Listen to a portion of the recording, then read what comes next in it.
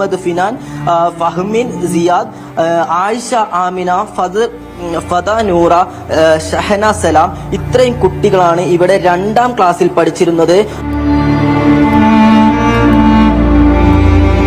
മുനവ്വിറുൽ ഇസ്ലാം മദ്രസയിലെ ബെഞ്ചിലൊന്നിൽ അലക്ഷ്യമായി ചിതറിക്കിടന്ന ഹാജർ ബുക്കിൽ കണ്ട പേരുകളാണ്. എല്ലാം അടങ്ങി മുണ്ടക്കയിലെ പുല്ലുകളിൽ മഞ്ഞു പൊടിയുന്നൊരു പുലരിയിൽ വീണ്ടും മദ്രസയിൽ ബെല്ലടിക്കും. കുഞ്ഞുകുടയും ചൂടി വരിവെള്ളം തേവിയും നനഞ്ഞൊട്ടിയും ഹാജർ പട്ടികയിലുള്ളവരാരെങ്കിലും ഇനിയും മദ്രസയിലേക്ക് എത്തുമോ? അവരാരെങ്കിലും ജീവനോടെ ഉണ്ടാകുമോ?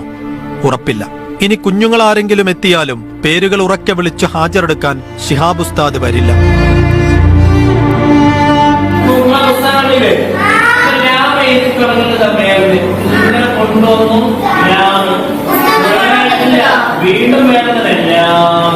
മൂപ്പര് വന്നിട്ട് രക്ഷിക്കാൻ വേണ്ടി പോയതാണ് പള്ളിയിൽ നിന്ന്.